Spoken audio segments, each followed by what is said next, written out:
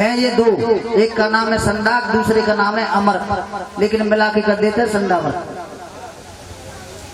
और इनकी क्वालिटी यानी विशेषता क्या है कि एक को दिखाई नहीं देता, दूसरे को सुनाई नहीं देता।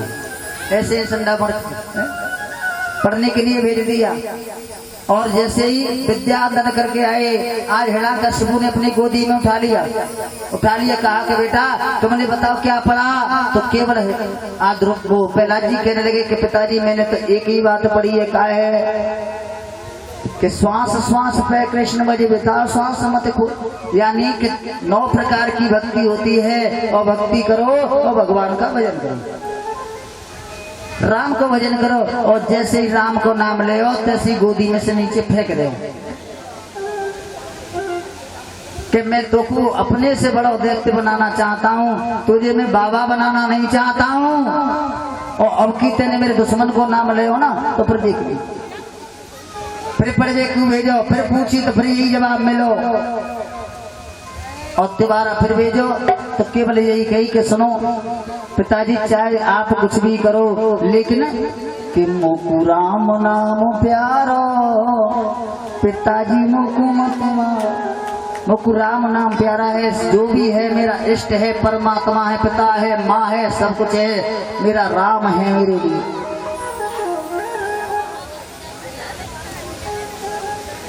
अब तो हिरण्यकशिपु बड़ा परेशान रहने लगा, और अब तो प्रहलाद जी को मारने के नए नए उपाय सोचने लगा।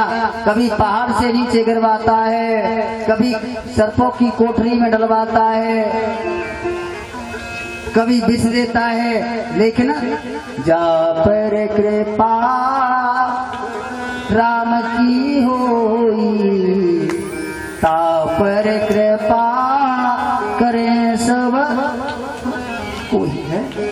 अरे जहाँ पे मेरे कन्हैया की कृपा होती है ना प्यारे, वहाँ पे दुनिया कृपा करती है, और जहाँ पर राम की कृपा नहीं होती है बाकी ऊपर कोई कृपा नहीं करती है।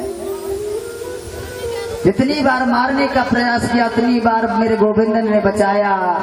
अब तो एक दिन उदास बैठा हुआ था, उसी समय पे उसकी बहन सिंहिका आई। सिंहिका को कहते हैं महोली, इसका नाम सिंहिका है। सिंहिका आई और कहा कि भैया क्या बात है, अरे ऐसे क्यों परेशान बैठे हुए हो। तो आज हिरण्यकशिपु कहने लगा बहन क्या बताऊं, ये मेरे दुश्मन का नाम लेता है, और इसे मारने का मैंने बड़ा ही प्रयास किया लेकिन मरता नहीं। सिंहिका कहने लगी कि भैया क्यों चिंता करती हो, अरे ये तो मेरे बाएं हाथ को खेले है ना, देखो मेरे पास शीतला माता की दी हुई चुंदरी है, और इसमें ये खासियत है कि इसे ओढ़ करके जो भी अग्नि में बैठ जाएगा वो जलेगा नहीं।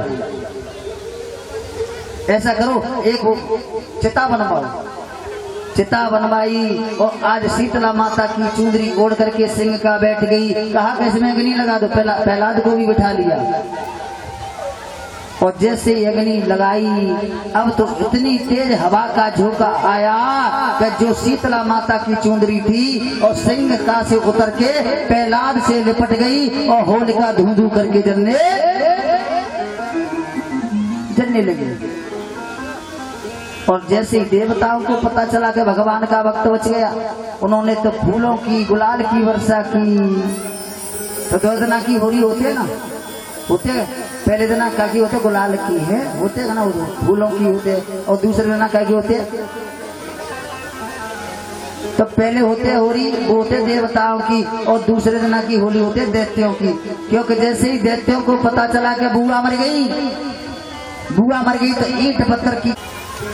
अब फिर दोनों को बुलाया, संडामर्क जी को, और कहा कि इसको ले जाओ, अब की आपने इसको दैत्य नहीं बनाया तो तुमको जिंदा नहीं छोड़ूंगा।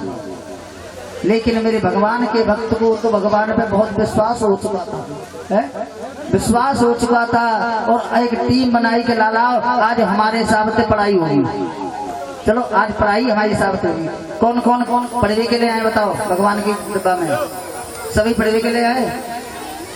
कछु तो कम पढ़े हुए आए तो मुड़िया नहीं कर रहे, ज्यादा पढ़ के क्या करने, और ज्यादा पढ़ के तुम्हारी तनिया को मुंह पागल है जाते हैं। बोलो जय जय श्री भैया तेरी ये पन्नी खत्म नहीं होगी का?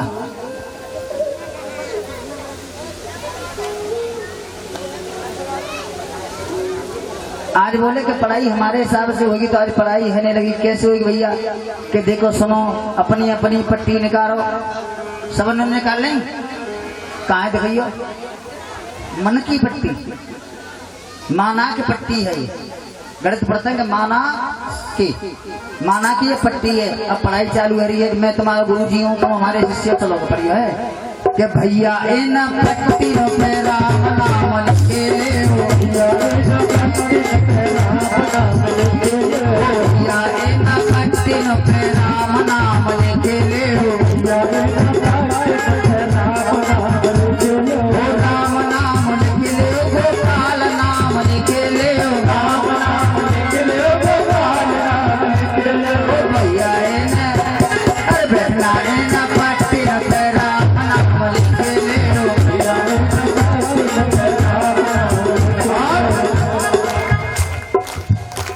लिखाई चल रही है, खत्म ना भाई। बोले कि भैया पट्टी तो भर गई, हम क्या करें? अरे पट्टी तो भर गई है, ये धीरे से तो खाड़ी है। ओ भैया इन भीतन पे राम नाम लिखे दो,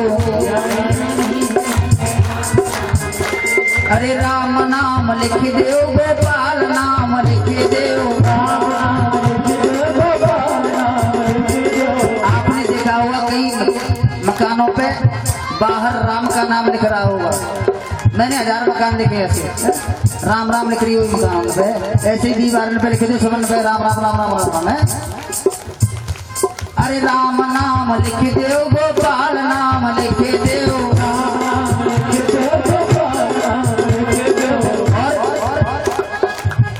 अब तो भीती भरेगी। बोले भैया अब तो भीती भरेगी, अब क्या करें?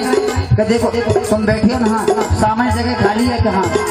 ओ भैया इस धरती पे राम नाम लिखे दो,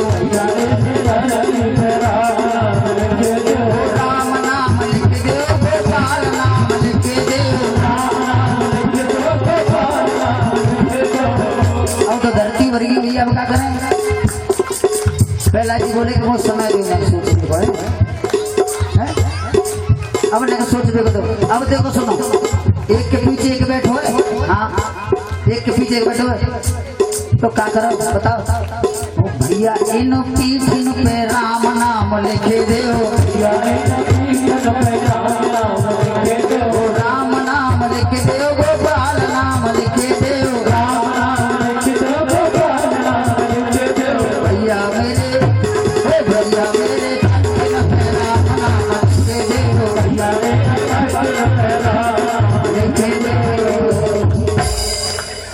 बोले जी तो है लिखाई, अब चलेगी पढ़ाई।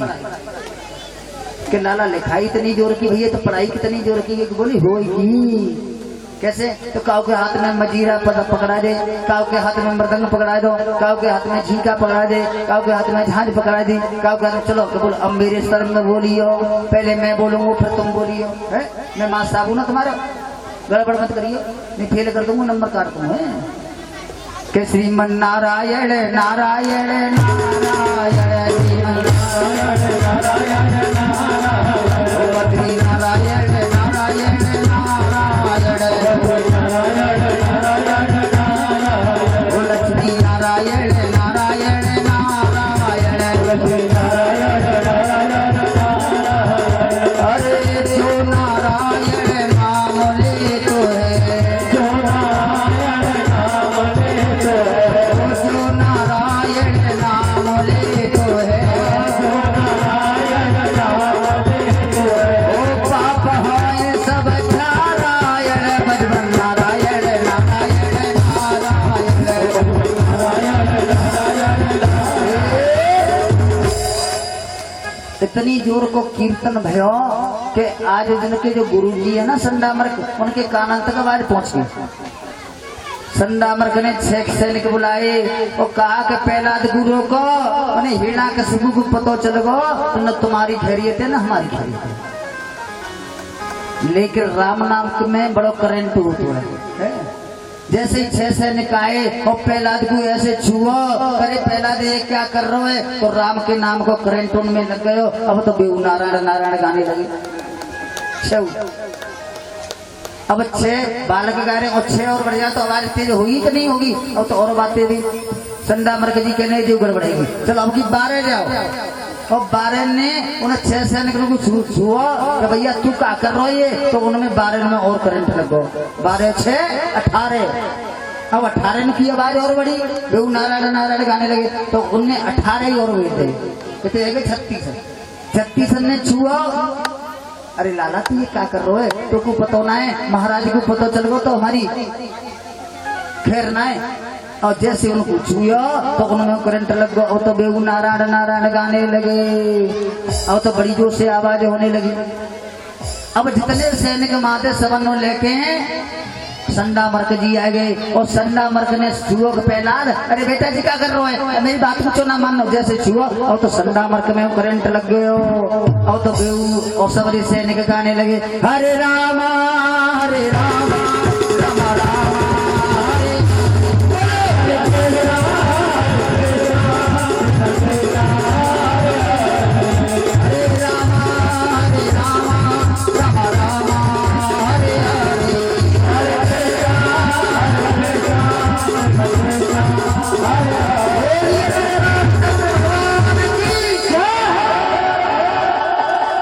इतनी जोर को जयकार तुमने ना लगायो कि हिरणा कश्यप का अनंत का आवाज पहुंच गया।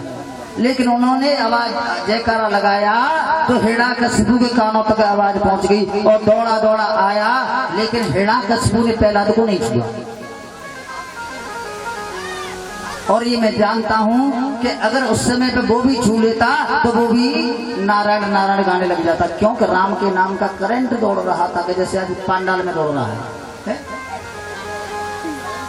उसने केवल हमारी भागवत में आया है कि पृथ्वी पर मुष्टिक प्रहार किया और जैसे ही मुष्टिक प्रहार किया अब तो डर के मारे ऐसे कैलेंडर से चिपक गए, जैसे कैलेंडर ना दीवार से चिपक गए ऐसे चिपक गए। अब ऐसे लग रहे कि ये कछु ना जानते बेचारे। और जो गुरु जी इतना है उनको तो यही पता ना चल रहा कौन से लोक में है, कौन में चिपके दोनों है? और झट से जाकर के प्रहलाद को पकड़ लिया और संडा मर्क को बुलाया, तुम्हें जरा कौन में लेकर के जैसे ही आए कि तुमको तो मैं बाद में देखूं पहले जाकर देखूं, और खींच के महलों के अंदर लाया और कहने लगा कि तूने मैंने तुझको लाख बार समझ आया पर तेरी समझ में नहीं आई है, अब बता तुझे कौन बचाएगा? तो प्रहलाद कहने लगा कि जो रोज मुझे बचाता है आज वही मुझे बचाएगा। कहाँ है तेरा राम? बुला अपने राम को। तो प्रहलाद ने कहा कि हर वे आपका सर्वत्र समाना प्रेम से प्रकट हुए में परमात्मा समझ गए विराजमान है। पिताजी तुम में भी है, मुझ में भी है, इस तलवार में भी है कि बता इस खम्भे में है? हाँ। और जैसे उसने खड़ग का प्रहार किया तो आज खम्मा फाड़ करके नरसिंह भगवान प्रकट हो गए। नरसिंह भगवान की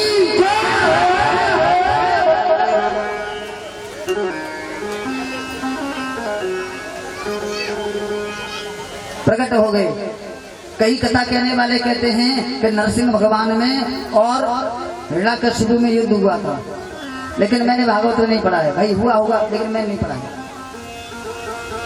केवल जैसे ही उनका विराट रूप देखा एकदम डर के मारे कांपने लगा और उसको खींच करके पकड़ के बीचा बीच देहरी पे आकर के बैठ गई, अपनी जंघाओं पे रख लिया और थर थर कांप रहा है। इतना विकराल रूप था उस समय भगवान का, क्रोध रूप था कि अच्छे अच्छे काम ने पृथ्वी भी डिगवाने लग गई थी। तो पहला उसकी ध्रुव की क्या बोलते उसको हिरण्यकश्यप तो चलती क्या है, कांपने लगे। भगवान कहने लगे कि अब हिरण्यकश्यप तेरा अंत आ गया, अब तू संसार से नाता तोड़ करके मेरी तरफ देखती बोल। हिरण्यकश्यप मुस्कुराया और बोला कि भगवान मुझे मालूम है कि आप अवतार लेकर के आए हैं, लेकिन तुम मुझे मार नहीं सकते हो, है? तुम मुझे मार नहीं सकते हो। तो क्यों नहीं मार सकता हूँ कि मैंने ब्रह्मा जी से वरदान मांगा था कि न मैं दिन में मरूं न रात में मरूं। ब्रह्मा जी से मैंने वरदान मांगा था न दिन में मरूं न रात में मरूं। भगवान बोले के पहले आंख खोल के तो देख ले कि दिन कराते हैं, और जैसे ही देखा कि ये तो सायकाल की बेला है, प्रभु न दिन है न रात है, कि फिर भी मुझे नहीं मार सकते हो कि क्यों? कि मैंने ब्रह्मा जी से वरदान मांगा था, न भीतर मरूं न बाहर मरूं। तो देख दे भीतर के बाहर है, और जैसे ही देखो कि मैं तो बीचा बीच दे हरी पे, अब तो मरना पड़ेगा। बोले कि फिर भी नहीं मार सकते हो, क्योंकि मैंने ब्रह्मा जी से वरदान मांगा था कि न मैं ऊपर मरूं न नीचे मरूं। कि फिर देख तू कहाँ है? कि प्रभु मैं तो आपकी जंगला पे हूँ, ऊपर है कि ना है, नीचे है कि ना है, बीचा बीच में है कि हाँ। फिर मुस्कुरा के बोला कि मुझे क्या तुम पागल समझ रहे हो, ऐसे ही मार दोगे? मैंने मेरे वरदान ले लें कि तुम पूरे नहीं कर पाओगे। भगवान कहने लगे बता तो सही पहले कि मैंने ब्रह्मा जी से वरदान मांगा है, मैंने ब्रह्मा जी से वरदान लिया है कि जो विधने 12 महीने बनाए किसी भी महीने में नहीं मरूं। जो विधने 12 महीने बनाए हैं किसी भी महीने में नहीं मरूं। भगवान कहने लगे बेटा ये 12 महीना ना है, ये स्पेशल 13वां महीना है। वो कहने लगा कि प्रभु चीटिंग कर रहे है, ये तो गड़बड़ कर रहे हो। क्यों? कि 13 महीना होता ही ना है, 12 महीना होता है। 13 महीना होता ही ना, 12 महीना होता है। भगवान कहने के बेटा जान तो मैं हूं कि 12 महीना ना होता, लेकिन तेरी खातिर मैंने 13वां महीना बनाया हुआ। कि तो प्रभु ये बता 13 महीना बन सकता है? कि हाँ, क्यों ना बन सकता? तो मुझे ऐसी नहीं माली नहीं, मुझे गड़बड़ हैगी। 30-35 महीना इकट्ठे मांग ले तो, और देखे तुम कब तक बनावती, कब तक बनावती। लेकिन फिर भी तुम मुझे नहीं मार सकते हो। कि क्यों? कि मैंने ब्रह्मा जी से वरदान लिया कि नर से मरूं न नारायण से मरूं। कि तो बता मैं तो को लग रहा हूं, तो नर लग रहा हूं कि नारायण लग रहा हूं? तो एकदम बोलो कि तुम तो एकदम बोलो बब्बर शेर जैसी लग रही है। कि अब तो तुझे मार सकता हूं, अब भी नहीं मार सकते हो, क्योंकि मैंने ब्रह्मा जी से वरदान लिया था कि न मैं अस्त्र से मरूं न शस्त्र से मरूं।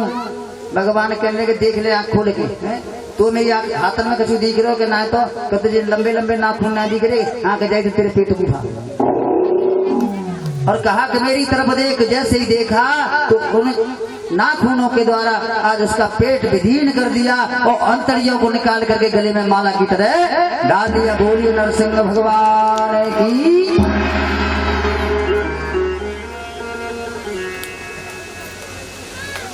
और जैसे ही हिरण्यकशिपु को मारा था, भगवान को इतना क्रोध था कि ऐसा लग रहा था कि पृथ्वी पे अब प्रलय आने वाली है। भगवान का क्रोध शांत नहीं हो रहा है। देवता घबरा रहे हैं कि अब क्या करें, भगवान का क्रोध कैसे शांत हो। और अगर भगवान का क्रोध शांत नहीं हुआ तो पृथ्वी पे प्रलय आ जाएगी, प्रलय आ जाएगी। अब तो बड़ा विचार कर रहे हैं, अब कैसे क्रोध शांत हो। एक दूसरे से कह रहा है कि तू चलो जा, तू शांत करे, वो करोगे मेरे बस की बात ना। अब आपस में विचार किया कि भगवान का क्रोध शांत तो एक ही कर सकता है, वो है माता लक्ष्मी। लक्ष्मी मैया के पास गए, मैया हाँ क्या भगवान ने हिरण्यकशिपु को मार दो है, उन्हें बहुत क्रोध है, मैया तुम चलो क्रोध शांत कर दो उनको। लक्ष्मी मैया कहने तुम चिंता क्यों करते हो, ये तो मेरे बाएं हाथ को खेले, चलो चलो ये तो मेरे बाएं हाथ को खेल है। अब आगे आगे लक्ष्मी, पीछे पीछे दे बताओ। और जैसे ही हिरण्यकशिपु के महलों में आए, माता लक्ष्मी बोली कहाँ है भगवान? कब बेटे हरी पे। लक्ष्मी मैया मुस्कुराई बोली देवता हाँ मजाक करने के लिए मैं तुम्हें नहीं मिली, बताओ मजाक करने के लिए तुम्हें नहीं मिली। अरे जी मेरे भगवान ना है, ये तो कोई बब्बर शेर है,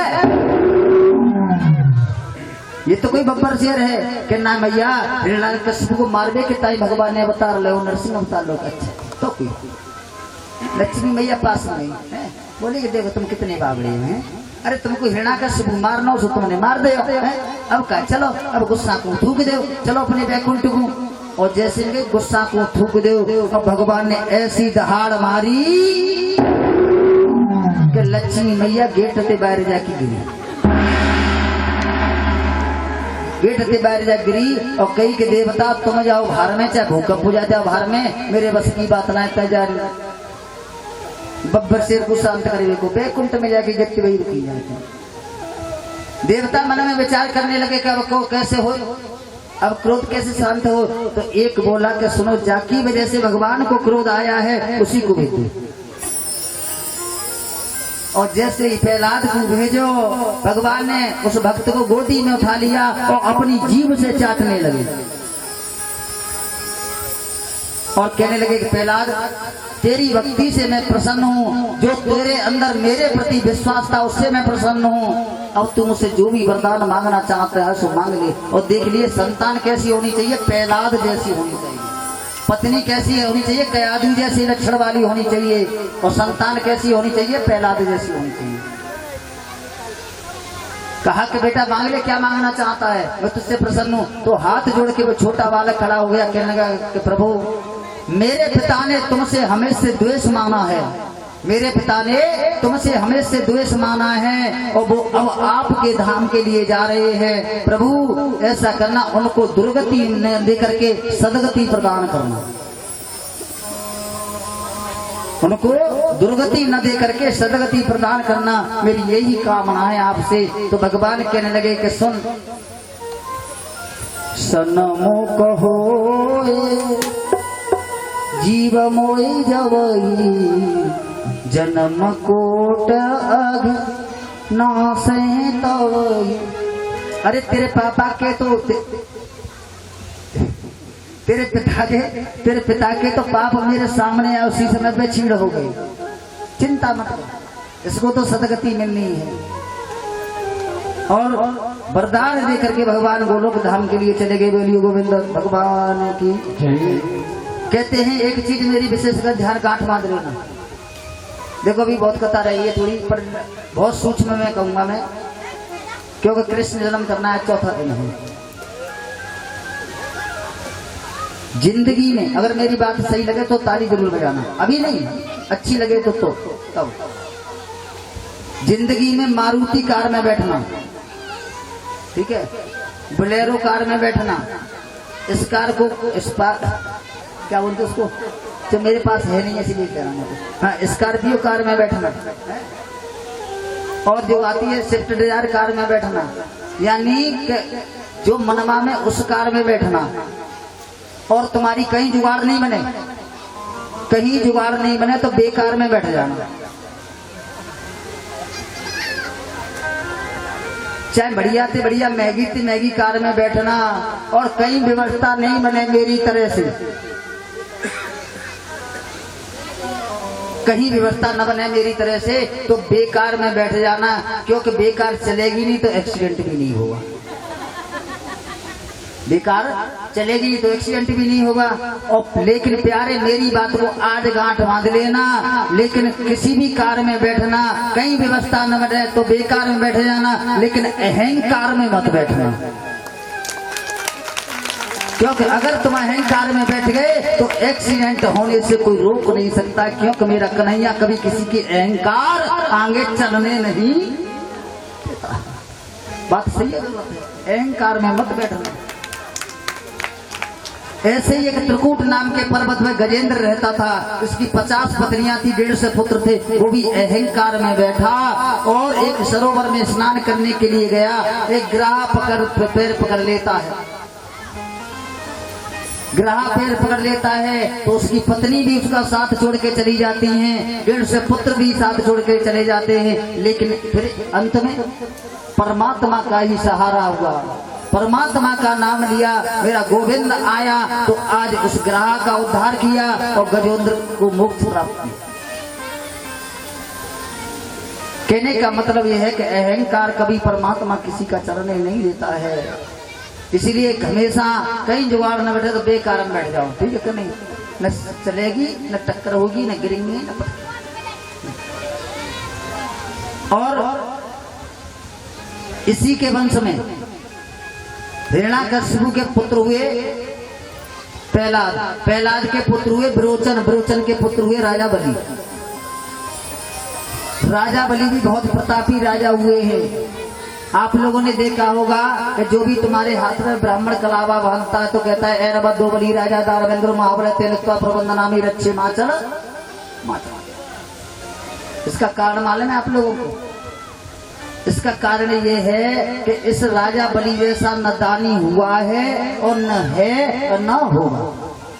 इतना बड़ा दानी हुआ था राजा बलि। विरोचन के पुत्र हुए राजा बलि। और राजा बलि ने त्रिलोकी को जीत लिया। एक दिन कहने लगे अपने गुरु से, क्योंकि दैत्यों के गुरु थे शुक्राचार्य। शुक्राचार्य से कहने लगे गुरुदेव मैंने संसार त्रिलोकी को तो जीत लिया है, लेकिन अभी तक मैं भगवान को नहीं जीत पाया हूँ, इसके लिए मुझे क्या करना पड़ेगा? तो शुक्राचार्य जी कहने लगे अगर परमात्मा पे विजय प्राप्त करनी है तो परमात्मा को आप युद्ध में नहीं जीत सकते हो, केवल प्रेम से ही जीत सकते हो। और जीतना चाहते हो तो इसके लिए यज्ञ कराओ और ज्यादा से ज्यादा ब्राह्मणों को दान दो। अगर परमात्मा को जीतना चाहते हो तो केवल प्रेम से जीता जा सकता है, तो इसके लिए यज्ञ कराओ और ज्यादा से ज्यादा दान करो। अब तो उसने यज्ञ मंडप बनाया और दान करना प्रारंभ कर दिया। गाय सोने के सींग मड़वा मड़वा करके दान करता है। जो भी एक बार राजा बलि के द्वारे पे आ जाता है उसे संसार में दोबारा कहीं भीख मांगने की जरूरत नहीं पड़ती है। ऐसा है राजा बलि। इधर त्रिलोकी को जीत लिया। अब तो देवता लोग मारे मारे फिरने लगे, कंदराओं में छुपने लगे। तो देवताओं की माता है अदिति। तो माता अदिति को कहते हैं कि माता पिता के जीवन में अगर संतान दुखी रहे तो सबसे पहले दुख माँ को ज्यादा होता है। तो आज देवताओं की माताओं को बड़ा दुख हुआ, तो आज अपने पति कश्यप महाराज के पास गई। कहने लगी कि हमारे जब भी कोई यज्ञोपवीत संस्कार होता है तो उस बच्चे का मुंडन कराया जाता है। मुंडन कराने के बाद में मंत्रों के द्वारा अभिमंत्रित किया जाता है और फिर उसको जनेऊ धारण किया जाता है और जनेऊ धारण करने के बाद वो भिक्षा करता है। ऐसा ही वामन भगवान के साथ हो रहा है। छोटे छोटे हाथ हैं, छोटे छोटे पैर हैं, बिंबाभन जैसे होठ है, मुट्ठी भर की कमर है, सबरे 52 अंगुल की है।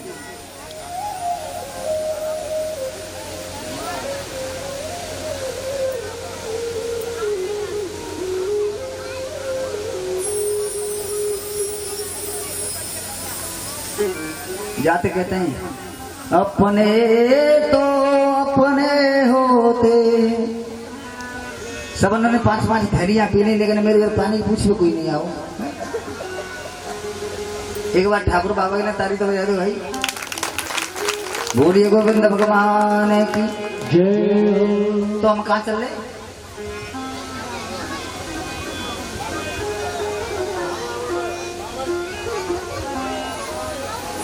हाँ, छोटे छोटे पैर हैं, छोटे छोटे हाथ हैं, मुट्ठी भर की कमर है, बिंबाफल जैसे होते हैं, बड़ा सुंदर मस्तक तेज है। आज वामन भगवान प्रकट हो गए।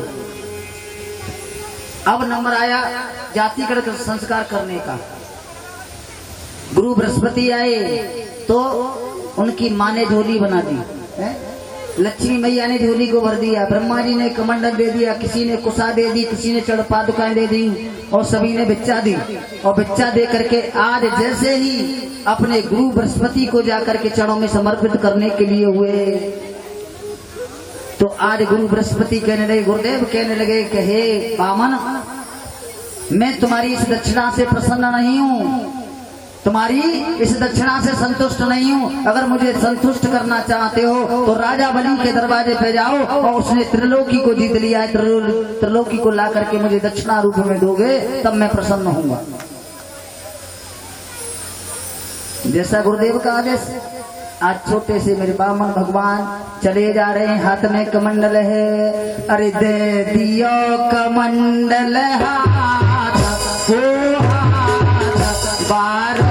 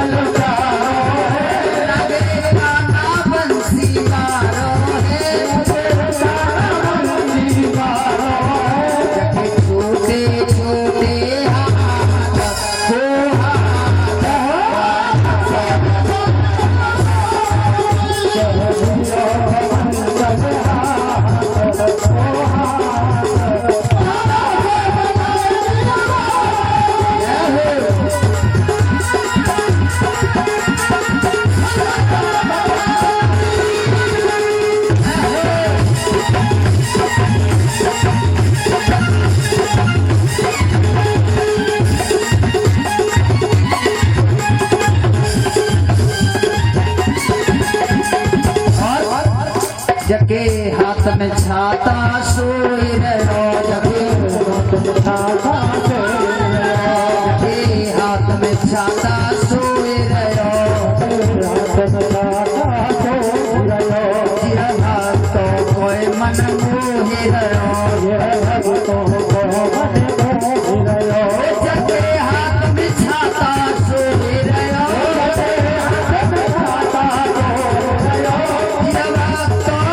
मन मोहि रहो रे तो गली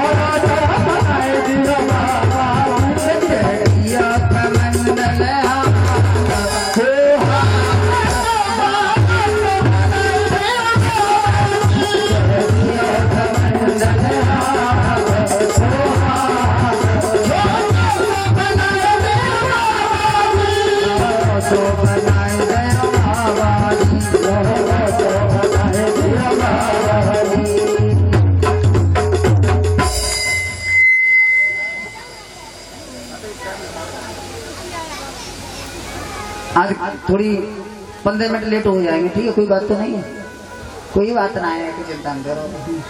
बोलो जय जय श्री न्यू मत कहिए टाइम मत कौन से चलता तुम्हें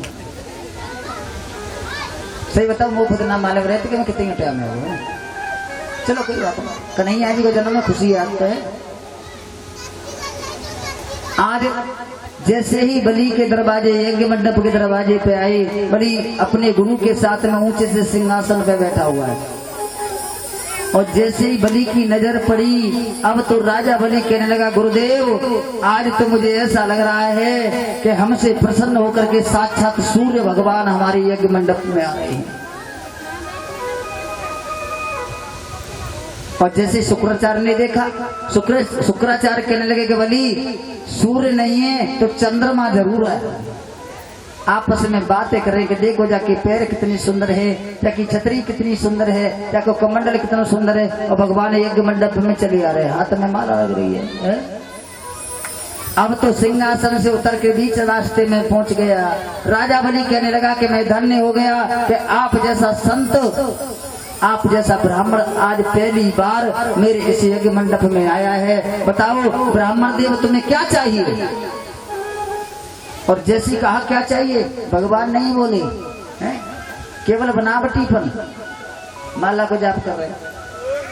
अरे बताओ तो सही ब्राह्मण देव क्या चाहिए? ये बलि का दरबार है और बलि के दरबार से कोई खाली हाथ नहीं जाता। बताओ क्या चाहिए? है धन चाहिए? भगवान नहीं बोले। वस्त्र चाहिए? भगवान नहीं बोले। अरे बताओ तो सही 5 गांव दे दूं दान में? भगवान फिर भी नहीं बोले। राजा बलि कहने लगा गुरुदेव ये ब्राह्मण कुछ बोलता क्यों नहीं है? आज तो मेरा ऐसा मन कर रहा है कि इस ब्राह्मण को मैं सब कुछ दे रहा हूं, कुछ बोलता ही नहीं। बताओ क्या चाहिए तुम्हें? भोजन चाहिए, धन चाहिए, अन्न चाहिए, वस्त्र चाहिए, 5 गांव चाहिए, लेकिन भगवान नहीं बोले। राजा बलि कहने लगा कि सुनो तुमको भोजन चाहिए? नहीं चाहिए तो कोई बात नहीं है।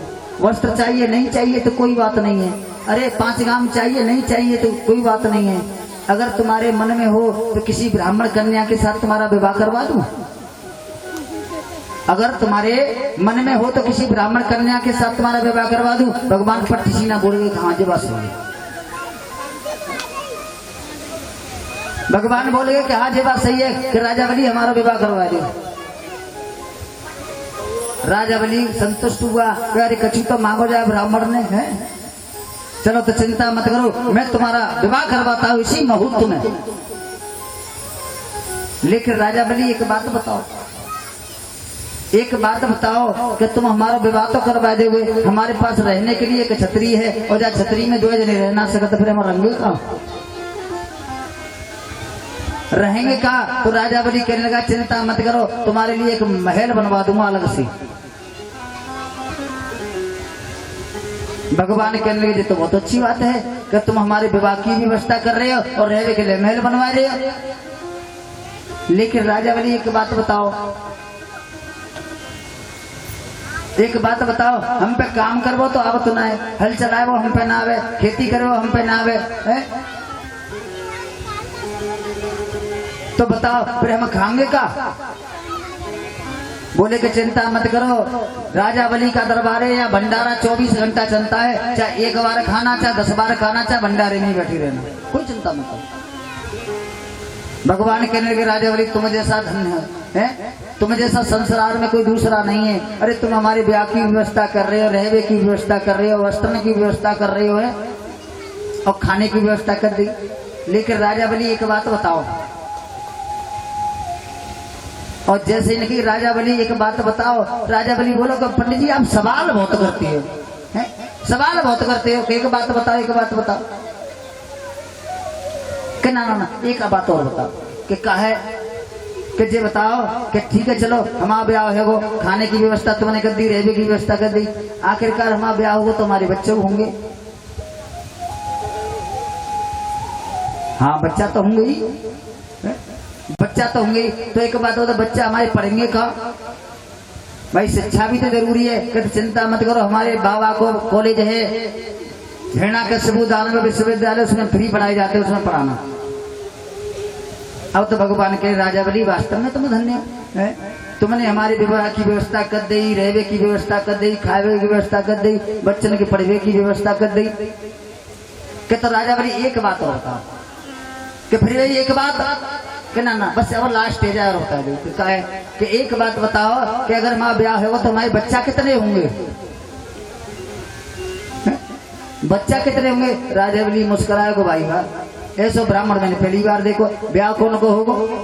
हमारा होगा, बच्चा कौन होंगे? हमारे होंगे, प्यारी तो होंगे। अब जितना तुम्हारे ऊपर है, 10 पैदा करोगे, 20 पैदा करोगे, 100 पैदा करोगे, 1 पैदा करोगे, तुम्हारे ऊपर है। जब मैं क्या बता दूं तुम्हें?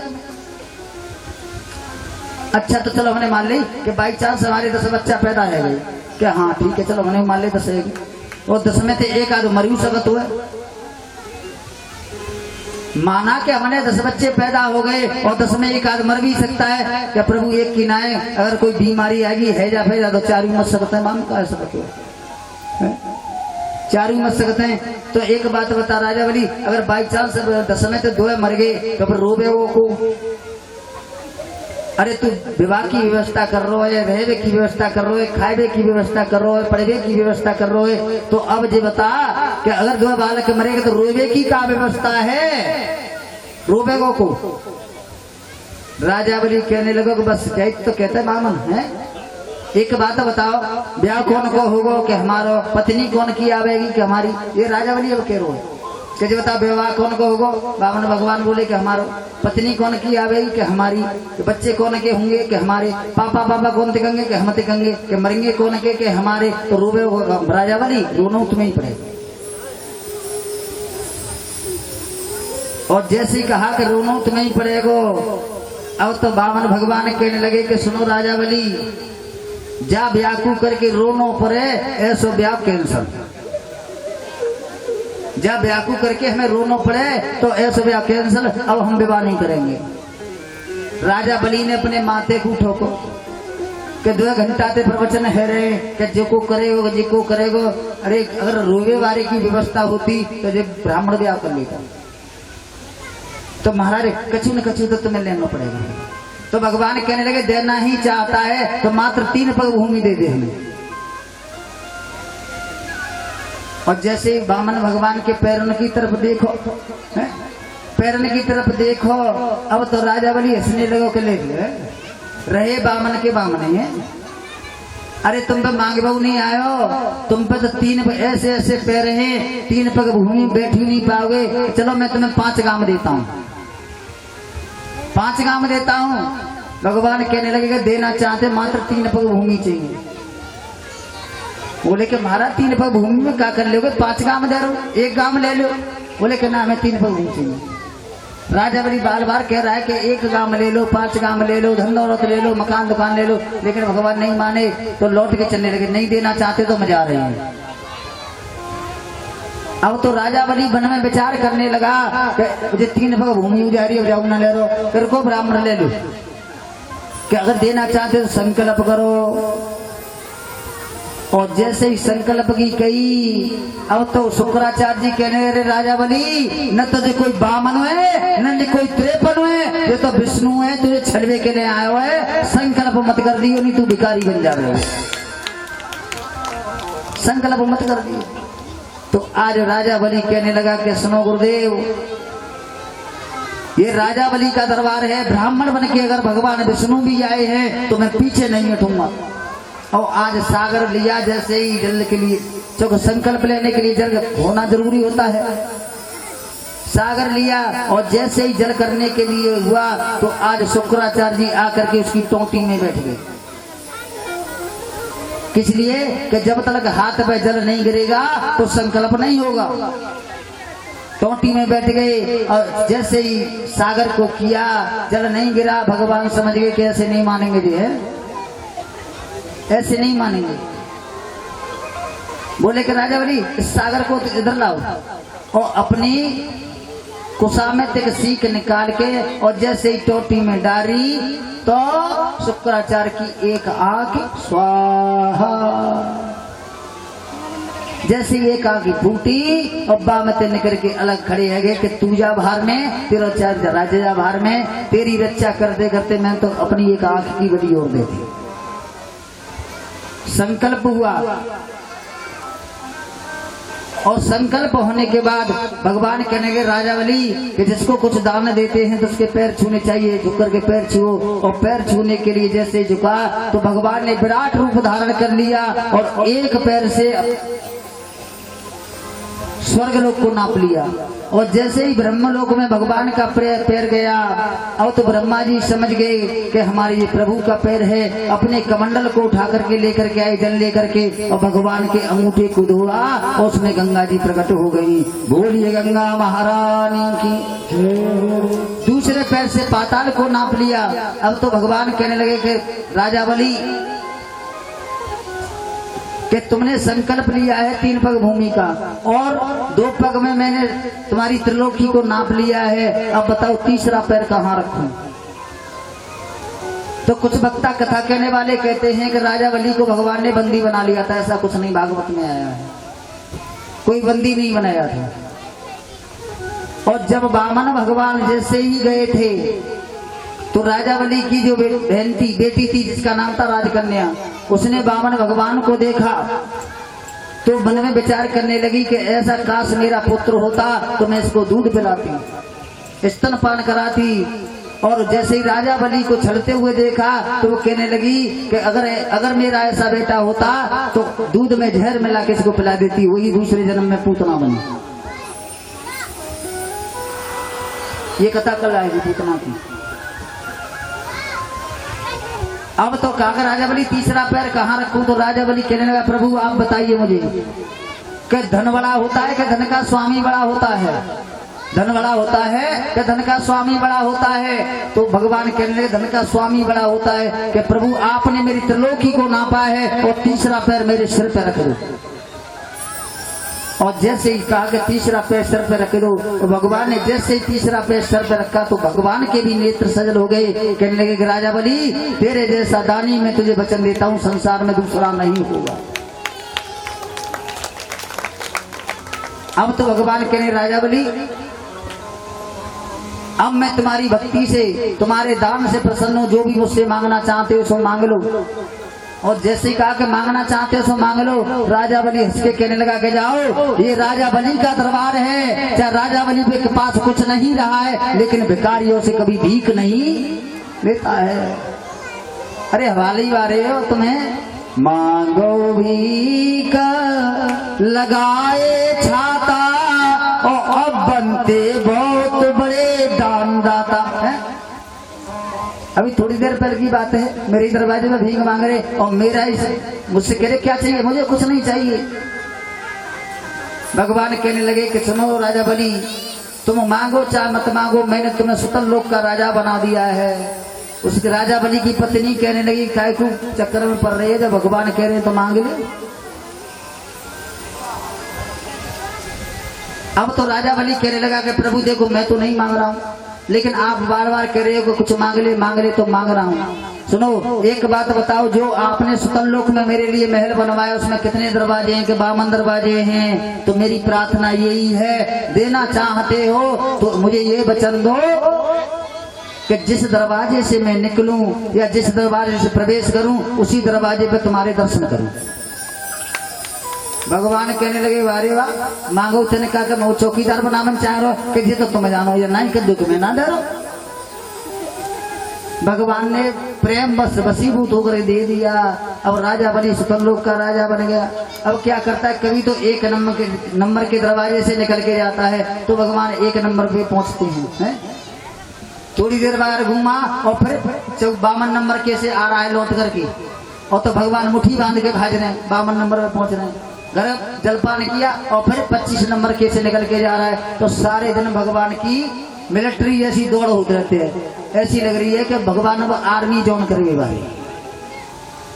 संजय को पट्ट सीना सो जाता है। काफी समय बीत गए हो। आज